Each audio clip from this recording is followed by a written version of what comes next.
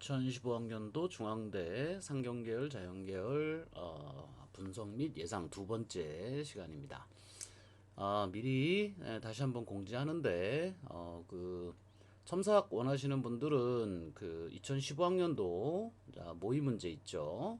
그 다음에 뭐 2014학년도 상경계열 문제들은 상경계열 문제는 이제 통합교과라기보다는 이제 수리에 가깝기 때문에 요 정도는 여러분이 답안 작성을 하셔가지고 선생님 메일이나 그죠?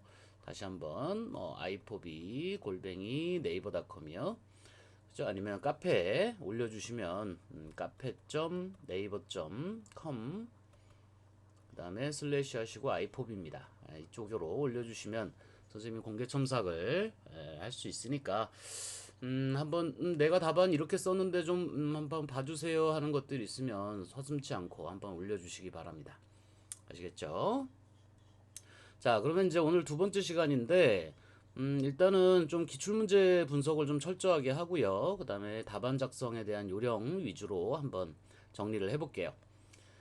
먼저 상경계열 문제예요. 자, 뭐 내용은 보셨겠지만 어떤 뭐 기업에서 생산 능력 범위 안에서 전체 판매 이익이 최대가 되도록 차종 A와 B의 일일 생산 대수를 이제 결정하였는데 각각에 대해서 뭐 조립 라인과 프레스 라인 뭐 이런 것들이 쭉 이렇게 주어져요. 조건에서.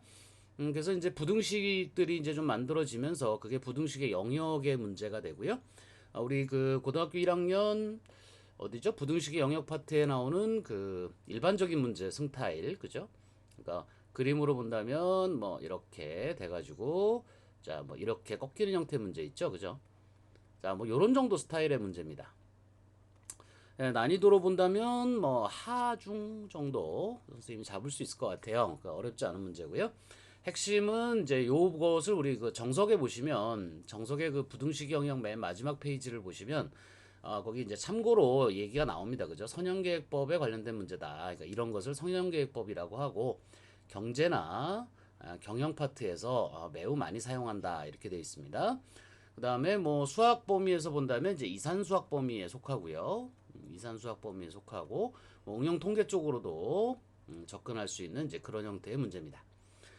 근데 여기는 이제 숫자가 뭐 소수점이 좀 들어있고 하기 때문에 계산하다 보면 이제 숫자에 조금 계산이 좀 복잡하긴 한데 뭐 그 정도는 뭐 여러분들이 뭐 충분히 감내하실 수 있으리라고 생각하고요.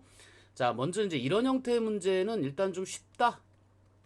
자, 이렇게 판단할 수 있어요. 그래서 이런 경우라면 절대 답이 맞아야 됩니다. 일단 답이 맞아야 한다는 거 잊지 않으셔야 돼요. 맞아야 한다.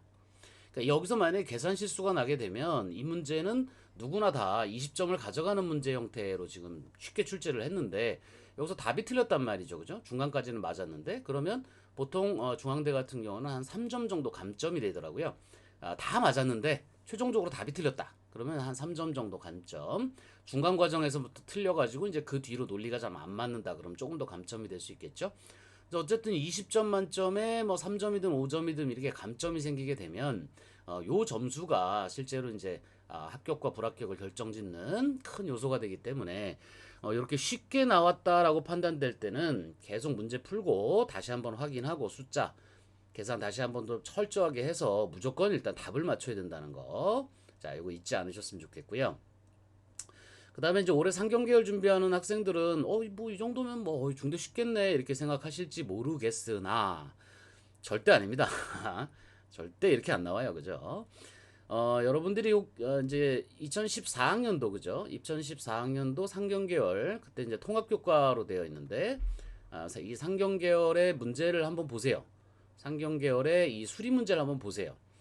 거기에 그 상관관계 분석이 나와요. 그죠? 상관관계 분석이 나오는데 보통 이제 correlation analysis라고 합니다. 그래서 상관관계 분석이 나오는데 이게 그 통계학에서 얘기하는 회귀 분석하고 상관관계 분석이 이제 통계의 가장 핵심 부분 중에 하나거든요. 이제 원인 결과 따지는 회귀 분석하고 서로 간에 이제 자료들 사이의 관계를 분석하는 이제 상관관계 분석이 가장 이제 대표적인 응용 통계의 큰 영역 중에 하나인데 이 상관관계 분석에 대한 문제가 출제가 됐습니다. 근데 이게 제시문 읽어보고 논제 읽어보고 생각보다 까다로워요.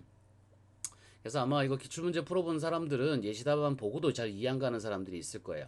요거 오늘 선생님이 오전에 같이 요거 해설을 해서 유튜브하고 선생님 카페에다 올려놨는데 유튜브는 아마 조만간 닫아야 될 것 같고요. 어쨌든 카페 쪽에서는 일단 요거의 문제를 보실 수 있습니다. 해설을.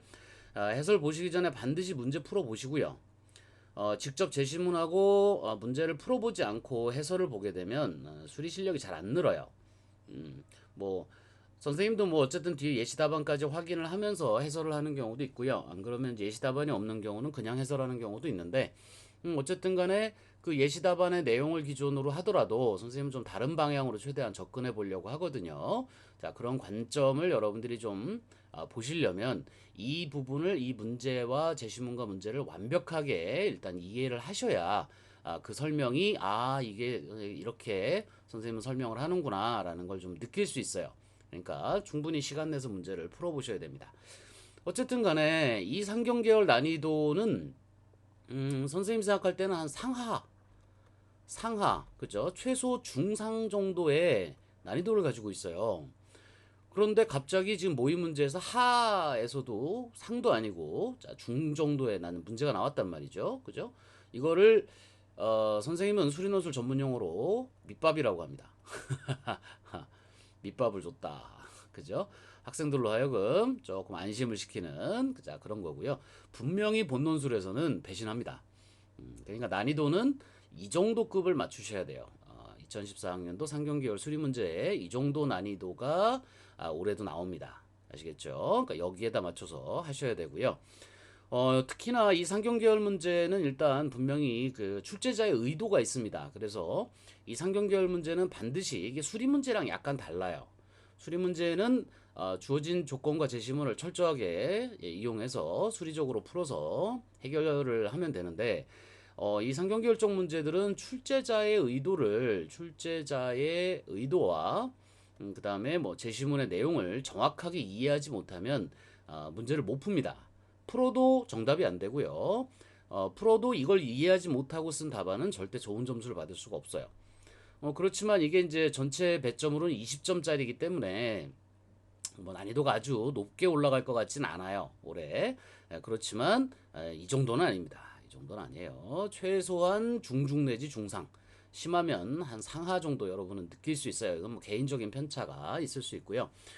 선생님이 이렇게 난이도를 정할 때는 이거는 이제 그러니까 수리논술을 많이 안 해보신 분들이라면 뭐 좀 납득하기 어려울 수도 있겠지만 수리논술을 선생님처럼 뭐 벌써 한 10여 년 이상 오랫동안 해설하고 강의해왔던 사람들 입장에서 보면 전체적인 난이도는 이제 그 범위 안에서 맞추는 거예요. 그러니까 여러분이 생각하는 난이도하고는 약간 다를 수도 있습니다. 어쨌든 올해 모의문술보다는 훨씬 더 일단 난이도 있는 문제가 나올 것이다 라는 거 하고요. 그 다음에 반드시 출제자의 의도를 읽어내야 좋은 점수를 얻을 수 있다는 거. 자, 꼭 익혀두시고요.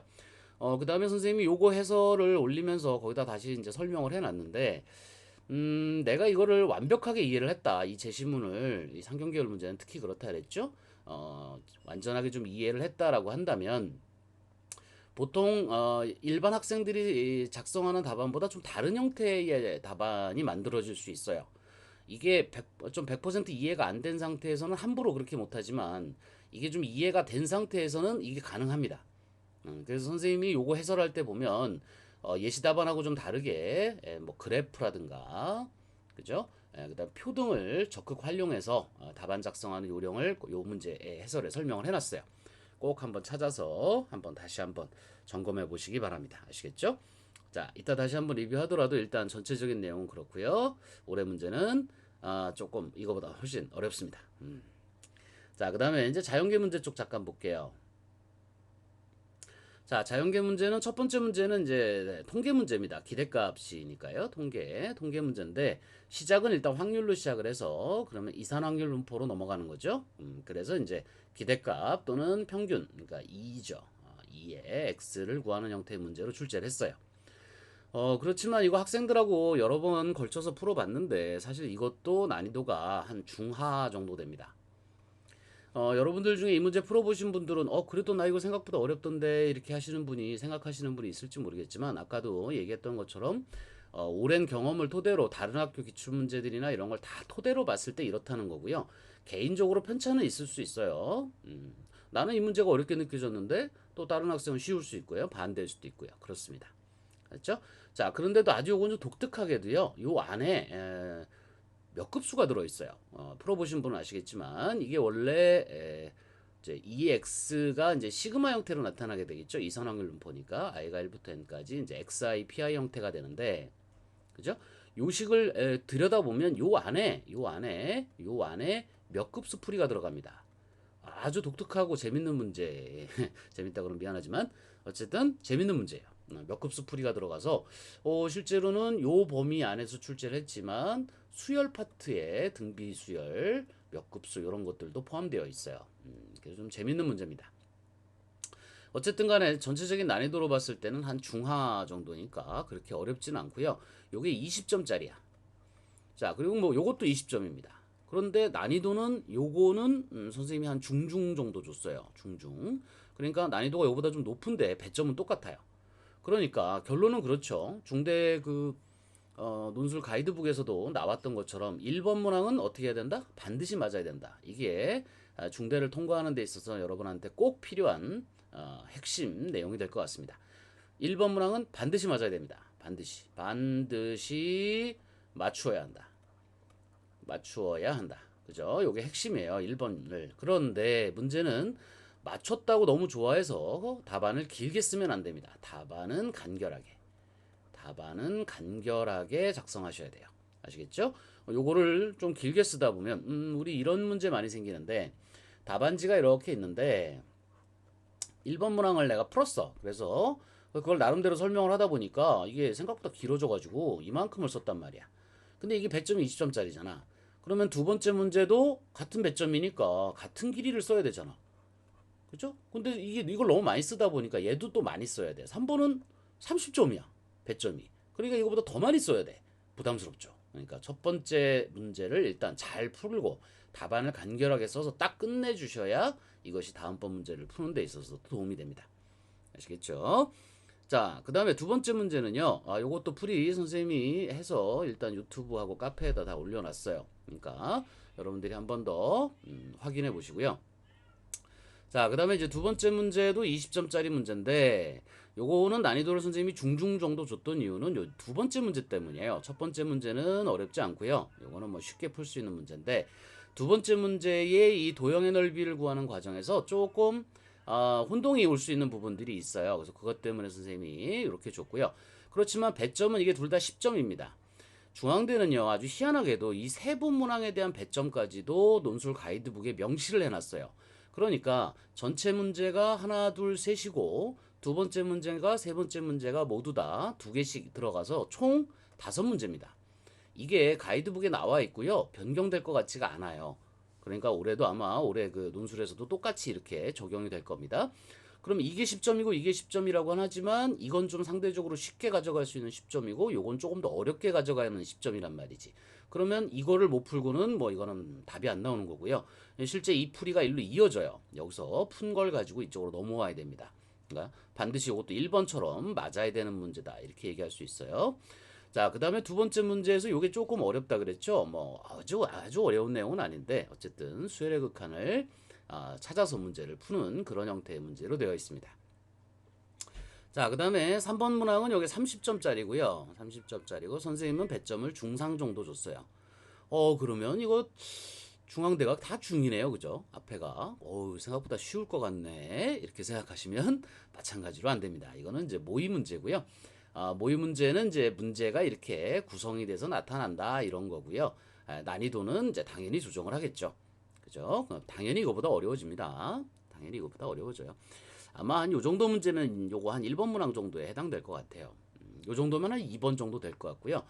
요 세 개보다 더 높은 난이도를 갖는 것이 반드시 하나 더 출제가 될 겁니다. 자, 어쨌든 간에 자, 그런 형태고요. 뭐 3번은 이제 그래서 30점짜리인데 거기 배점에 나와 있는 것처럼 이게 10점이고 이게 20점짜리예요. 그래서 선생님 생각할 때는 전체적으로 이 두 번째 문제 있죠. 자연계 3항의 문제 3의 두 번째 문제가 이제 합격을 결정짓는 가장 핵심적인 문제가 될 거다라고 보여지는데, 그런데 문제는 지금 여기서 봤을 때는 얘가 상대적으로 그렇게 20점짜리만큼 높지는 않아요. 위에 거나 이거랑 비슷한데 도리어 선생님은 1번도도 뭐두 개가 비슷하다고 봅니다. 그럼 15점 15점 가야 되는데 100점까지 이렇게 딱딱 논술 가이드북에 적어놨기 때문에 아마 이 정도의 난이도는 맞추지 않을까 이렇게 생각을 합니다. 그죠? 그 다음에 3번 문항은 이렇게 뭐 정적분으로 주어진 정의된 함수와 그 미분, 그 다음에 합성함수 미분법을 제시문으로 줬고요. 간단한 계산을 통해서 답안을 낼 수 있도록 해놨습니다. 그래서 뭐 정적분, 합성함수 미분, 함수 해석, 그 다음에 최대 최소 이런 정도로 해서 이제 문제를 이미 출제를 해놨어요. 모의 논술은 아마 다 풀어보셨을 거라고 생각하고요. 요것들 모두 다 유튜브하고 카페에 프리 해설을 올려놨으니까 한 번 더 확인해 보시기 바랍니다. 아시겠죠? 자, 그럼 여기까지 일단 분석을 한번 하면서 선생님이 특징을 다시 한번 정리해 볼게요. 자, 일단은 그 중앙대 문제는요, 선생님의 경험상 일단 단원이 거의 대부분 비슷합니다. 데이터가 선생님이 언제부터인지는 정확하게 모르겠는데 마지막 최근에 어떤 그 중앙대 문제 기억나는 게 2007학년도부터는 기억이 나요. 문제가 하나하나 2007학년도, 2008학년도 이런 것들은 다 기억이 나거든요. 그래서 그거를 기억을 쭉 더듬어 보면 특히 이 기하나 그죠? 그 다음에 공간도형, 자 공간도형이나 그 다음에 벡터 이쪽으로는 문제가 출제된 게 없습니다. 이건 출제된 게 없어요. 그 다음에 매번 나왔던 건요 통계. 이건 매번 출제가 된 것 같아요. 통계 수열, 그 다음에 이제 미적분입니다. 요거는 꾸준히 그래도 출제가 돼 왔어요. 그런데 요 파트는 잘 안 나옵니다. 행렬 문제도 나온 적이 없어요. 행렬 문제도 나온 적이 없습니다. 그러면 참 고집스럽죠. 요 파트만 계속 물고 늘어지는 거야. 이번에 지금 모의 논술도 마찬가지잖아, 그지? 1번, 2번, 3번 통계, 수열, 미적분 계속 요것만 반복된단 말이죠. 그래서 선생님은 요번 논술도 크게 벗어나지 않을 거다. 갑자기 뭐 벡터 문제를 내거나 그러진 않을 거다. 마찬가지로 통계, 수열, 미적분 쪽에서 일단은 출제가 되지 않을까 이렇게 한번 예상도 해보고요. 구체적인 예상 문제는 다시 한번 뽑아서 올려놓을 테니까 한 번씩 더 풀어보시고요. 해설 동영상하고 같이 한번 공부해 보시기 바랍니다. 아시겠죠?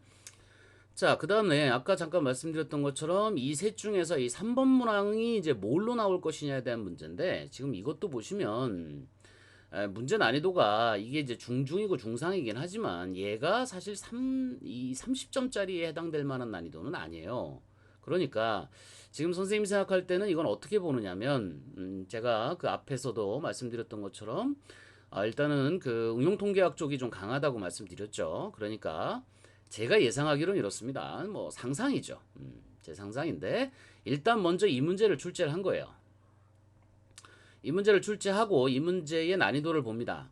난이도가 뭐 이 정도면은 좀 쉽겠다. 중앙대 아까 우리 논술 가이드북에도 나온 것처럼 오랜 기간 논술을 봐왔어요. 그래서 난이도 조절하고 이러는 거에는 아주 능숙한 학교입니다. 이번에 한양대처럼 그렇게 황당한 문제 내지 않아요. 자, 어쨌든 간에 충분히 익숙하기 때문에 딱 문제를 보면 이거 애들이 어느 정도 풀겠구나라는 게 있습니다. 요거 1번 문항으로 가야 될 것 같은데 이렇게 된 거예요. 그래서 얘를 일단 1번 문항에 갖다 배치를 합니다. 그러면 얘가 일단 1번 문항에 들어갔으니까 나머지를 이제 채워 넣어야 되는 상황이 된 거고요. 요거보다 난이도는 조금 더 높아야 되는 거고요. 그런 식으로 이제 문제를 구성을 한 거예요. 자, 그렇다면 본논술에 우리 2015학년도 본논술에서는 마찬가지 상황이 발생할 텐데 통계 문제가 당연히 난이도가 약간 올라갑니다. 자, 그죠? 통계 문제가 일단 올라갈 거야. 그러면 얘를 1번에 넣을까, 2번에 넣을까, 3번에 넣을까 고민을 할 거예요. 1번은 절대 아닙니다. 그럼 2번이냐 3번이냐인데 난이도가 어려우면 3번으로 갈 거고요.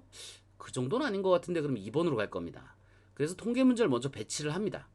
통계 문제를 배치를 하면 앞뒤로 난이도를 맞춰야 되는 상황이 발생을 할 테니까 그죠? 예를 들어서 통계 문제가 2번으로 갔다면 3번은 여전히 미적분으로 갈 거고요. 그 다음에 1번은 수열 파트로 올 가능성이 가장 높아요. 뭐 혹시나 또 교수님이 한번 심심해서 행렬 쪽 문제를 뽑아내실 수도 있지만 선생님은 그럴 것 같지는 않아요. 어쨌든 그런 게 이제 특징적으로 있습니다. 그러니까 중앙대 문제는 핵심이 통계 문제에 있어요. 이 통계 문제를 어디다 배치하느냐에 따라서 난이도가 변합니다. 그 여러분들 중에는 이게 통계가 어떻게 보면 고등학교의 거의 마지막 단계에 있죠. 적통의 끝부분에 있기 때문에 공부가 조금 부족한 학생들이 많아요. 그러니까 요번 기회에 수능에서도 반드시 나올 테니까 그죠? 꼭 한번 해보시고요. 선생님이 예상하건대 통계 문제가 응용 통계 쪽으로 가서 실생활 문제처럼 보이는 그런 통계 문제로 갈 수도 있고요. 안 그러고 고등학교 쪽으로 접근한다면 선생님 이번에는 모비율 추정 쪽으로 나오지 않을까 싶어요. 모비율 추정 쪽으로 나올 거라는 추측은 최근에 이 통계 문제가 선거에 관련돼서 모집단의 비율을 구하는 그런 형태의 문제로 몇 번 다른 학교에서 보인 게 있어요. 그래서 그거를 보면서 모비율 추정 쪽으로 문제가 가지 않을까 이렇게 한번 예상을 해보는데 어쨌든 간에 뭐 여러분들이 한번 좀 공부를 좀 깊게 해보시기 바랍니다. 실생활일지 아니면 추정 문제로 갈지 그죠? 자, 이쪽으로 한번 관심 있게 봐주시면 좋을 것 같고요. 자, 그 다음에 또 하나 꼭 말씀드리고 싶은 거는 뭐냐면 중대 문제는요 답이 지저분한 게 없어요. 지저분하지 않습니다. 중대 문제는 답이 지저분하지 않아요. 이 위에 문제도 풀어보시면 뭐 답이 파이라든지 그죠? 이렇게 간결하게 떨어지는 형태의 답을 주로 많이 채택을 합니다. 뭐 여러분들 혹시 인하대 수리논술 문제 풀어보신 적이 있으실지 모르겠지만 선생님이 봤던 뭐 최근에 인하대 수리논술의 뭐 답이 뭐였더라 마이너스 2 뭐 플러스 뭐 12 루트 5에 뭐 플러스 이게 뭐였죠 선생님이 기억이 가물한데 뭐 이렇게 들어가서 뭐 하여간 뭐 이렇게 되는 이게 답이야. 이런 형태의 답안을 만드는 학교들도 있어요. 한양대도 좀 답안이 좀 복잡한 편이고요. 그죠? 인하대 문제 답안이 이게 답입니다. 값을 구하라는데 이게 답이에요. 그런 형태의 문제들이 출제되는 학교들이 있는데 중앙대는 그렇지 않습니다. 답이 절대 지저분하지 않아요. 풀이 과정도 아주 복잡하게 들어가는 경우는 별로 없습니다. 생각보다 간결하게 그래도 풀이가 좀 진행이 돼요. 그리고 답도 간결하게 떨어집니다. 그러니까 풀다가 이건 좀 중앙대로스 하지 않다. 그치? 이런 생각을 할 수 있는 그런 정도의 문제입니다. 아시겠죠? 그래서 답이 지저분하지 않다는 거 꼭 체크해 두시고요. 이것도. 자, 그 다음에 항상 선생님이 강조하는 것 중에 하나인데 중대는 특히나 출제자의 의도를 읽어야 되기 때문에 답안은 최대한 간결하게 작성할 것. 요걸 꼭 포인트로 선생님이 지적해 주고 싶어요. 사실 답안을 길게 쓰면요 우리는 수학이 그 교수님들보다 짧기 때문에 그죠 많이 짧죠 교수님들에 비하면 그러니까 제대로 정확하게 이해 못한 상태에서 괜히 길게 쓰다 보면 이게 꼬이는 수가 있어요. 꼬이는 수가 있는데 이게 한번 꼬이기 시작하면 답안이 되게 이상해집니다. 내가 읽어봐도 무슨 말인지 모르겠는 그런 상황이 되기도 쉬워요. 그러니까 최대한 간결하게 답안을 쓰도록 연습하셔야 되고요. 그 다음에 중앙대는 그 논술 가이드북에도 나와 있는 것처럼 그 배점이 문항당 배점이 정확합니다. 배점이 정확하고요. 그거에 대한 부분 점수 있죠. 부분 점수도 정확해요. 부분 점수가 매우 정확하게 되어 있고요. 반드시 이 규칙에 맞춰서 출제를 합니다. 그러니까 똑같은 문제를 푼다고 하더라도 단계가 있다는 거죠.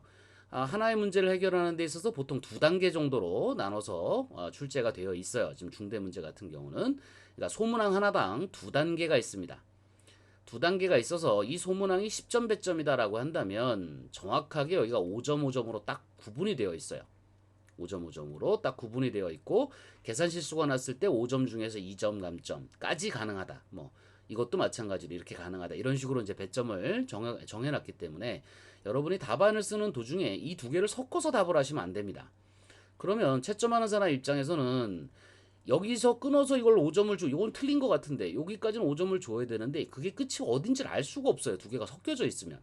그러니까 반드시 문제를 쓰시다가 여기가 중간이다 싶을 때쯤엔 반드시 단락을 바꿔서 다시 뒤쪽으로 붙여 쓰셔야 여기까지 5점 주시고요. 여기는 내가 끝부분 좀 마무리 못했으니까 3점이라도 주세요. 라는 형태로 가셔야 됩니다.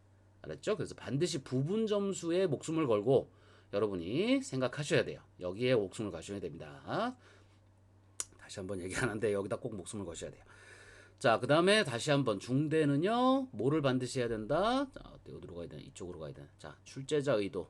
자, 출제자 의도를 읽어야 되는 몇몇 학교 중에 하나입니다. 이걸 읽지 못하면 중대는 절대 좋은 점수가 안 나와요. 출제자 의도를 명확하게 읽어낼 줄 아는 능력이 필요합니다. 자, 풀이는 절대 고등학교 교과를 넘어가지 않습니다. 중대는 특히나 뭐 연세대학교나 뭐 한양대학교 또는 뭐 고려대학교 같이 서강대 특히. 자, 뭐 사실 뭐 풀이 과정이 이걸 어떻게 고등학교 수학이라고 할 수 있었냐 싶을 정도로 막 넘나드는 경우가 있는데 중앙대는 철저하게 고등학교 교육과정 안에서 풀이가 진행될 수 있도록 풀이를 조정을 해줍니다. 그러니까 반드시 고등학교 교과 내에 그 문제를 풀 수 있는 수리적 열쇠가 들어 있습니다. 이거를 반드시 이해하셔야 중대에서 좋은 점수를 받을 수 있을 것 같아요. 자, 그 다음에 아까도 얘기했던 것처럼 계산 과정 자체도 그렇게 복잡하게 나오지 않습니다. 풀이를 예시답안에 보시면 예시답안이 반 페이지가 넘는 게 없어요. 항상 2분의 1 페이지 정도로 예시답안이 만들어집니다. 그 얘기는 뭐냐면 한 문제가 지나치게 풀이가 길어진다거나 그런 경우가 없다는 거예요. 이런 것도 여러분이 경험상 중대는 이런 어떤 뭐 전통이 있는 사실은 그런 형태의 문제를 계속 출제해 왔기 때문에 요번에도 그 패턴에서 벗어나지 않습니다. 같은 출제위원이 출제를 하고요. 크게 벗어나지 않을 거예요. 자, 그 다음에 이제 꼭 여러분들하고 마지막 한번 정리하면서 말씀드리고 싶은 것은 문제풀이 순서는 반드시 1번, 2번, 3번 순으로 푸셔야 되고요. 1번을 풀었다, 2번 풀고 3번까지 다 풀어보신 다음에 답안지에다 이제 옮기시는데 1번은 최대한 간결하게, 그죠? 2번 두 문제죠. 요거 간결하게. 그 다음에 여기만 조금 주의해서 답안을 작성하시고요. 3번 역시 마찬가지로 간결하게 작성하시고 이 부분은 좀 주의하셔야 되고요.